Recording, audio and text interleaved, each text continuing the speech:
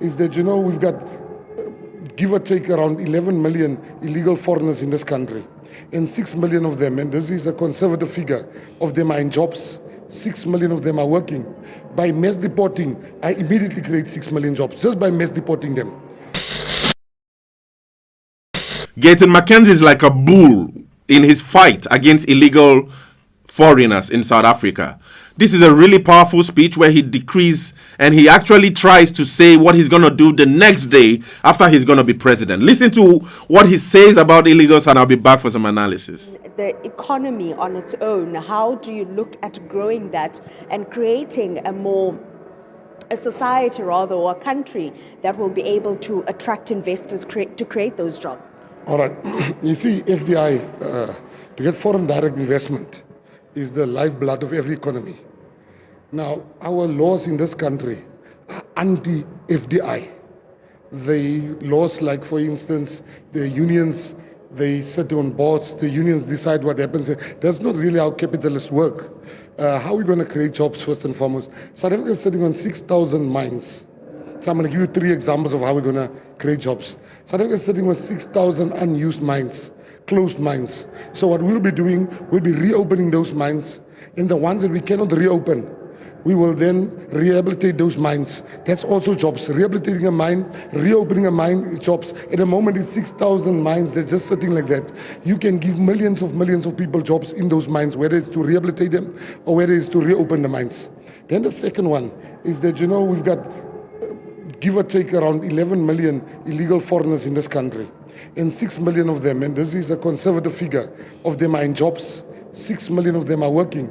By mass deporting, I immediately create 6 million jobs, just by mass deporting them. Just by mass deporting them. Then we are going to build a wall. We're going to build a wall. It's going to cost around 1.2 trillion. It's a 10-year, 12-year, 15-year project. But it's going to give a lot of people work. We're going to bring conscription back. We're going to bring voluntary service back. These are things that's going to make people make money. And that's what we're going to do. And the last and most important one is we've got very anti-investment laws. Like, for instance, BE. BE is only working for the select few. And it's a small, minute minority. What we will be doing as the Patriotic Alliance, we will be starting an empowerment fund. That will be like a bank, because black people at the moment and colored people, we don't have collateral. Can't get loans at a bank because you don't have collateral. Now, this will be the only bank that functions without collateral. So what we'll be doing is, every company in South Africa, we will not tell you to take a black partner, we will not take you to have a black empowerment partner. All you need to do is to contribute 1% of your turnover in relation to your company. 1% of your turnover, and we'll take that 1%, it will be administered by the private sector, and people can make loans from that 1%, and that's how we're going to empower people. It will become $1 trillion fund very quickly.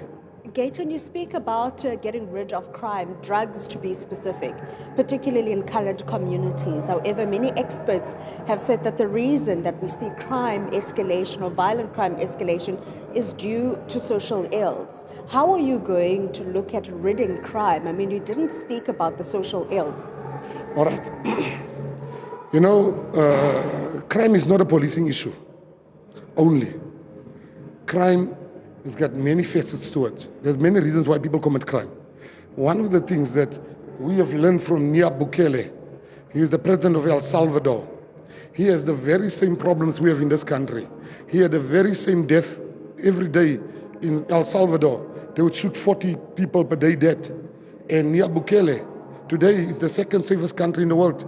He locked them up, he gave opportunities, and we're just going to follow his playbook. We're going to create opportunities. Nothing stops a bullet like a job. Yeah, so what do you guys think? Gayton McKenzie has to have a personal, experience with illegal foreigners that, he's so passionate about South Africa first. And many times I really wonder what the world would look like, with a Gayton McKenzie at the helm of things in South Africa and Donald Trump, in the north. It would really be an interesting world. But this issue of illegal foreigners, I think, must be a really serious issue, to Gayton McKenzie personally. And this is a core of his policy Okay, illegal foreigners have to be deported. And many times I also wonder, why the flux of foreigners to South Africa. I really do not support the illegality attached to what a foreigner represents, because a foreigner in a land such as South Africa has to be able to give some value. The whole thing with coming in illegally and not paying taxes and trying to wiggle their ways through, I really don't support that, honestly, because living in the Nordics for years now, the Nordics have a really strong immigration system where it's really easy to detect illegality or illegal foreigners, and it just doesn't help the system in that regard. And so it's unfortunate where South Africa has found itself with illegal foreigners, but that mass deportation also of all the illegal foreigners at once might not necessarily be the best path, because I remember in Ghana, for example, in 1979 and 1981 thereabout, where all the Nigerians, where all the Ghanaians in Nigeria, the Ghana had experienced the decline of their economy all the way from when Kwame Nkrumah was ousted from power in 1966 on February the 23rd, okay? And by the 1970s, there was a military coup and then a civilian government and also another military coup. The Ghanaians had enough, and they had to go abroad to look for better ways to live. And a lot of Ghanaians emigrated to Nigeria, neighboring Nigeria, four countries away.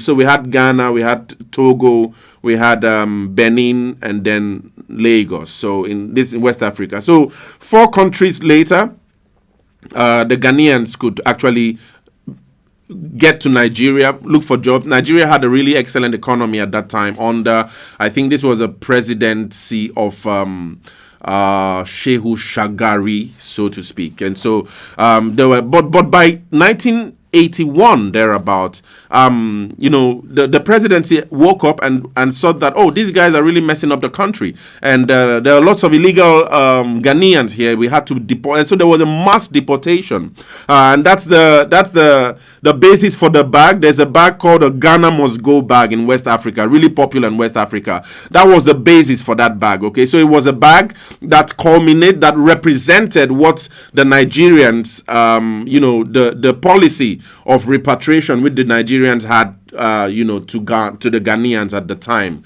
and the Ghanaians stormed South Africa. Ghanaians stormed Ghana back in droves in refugees, but because of the excellency and the inept systems which Jerry Rawlings, the president at the time, really put in place, these refugees were absorbed, and we didn't have a refugee crisis in West Africa as it would have blown up, as we see in many parts of the world.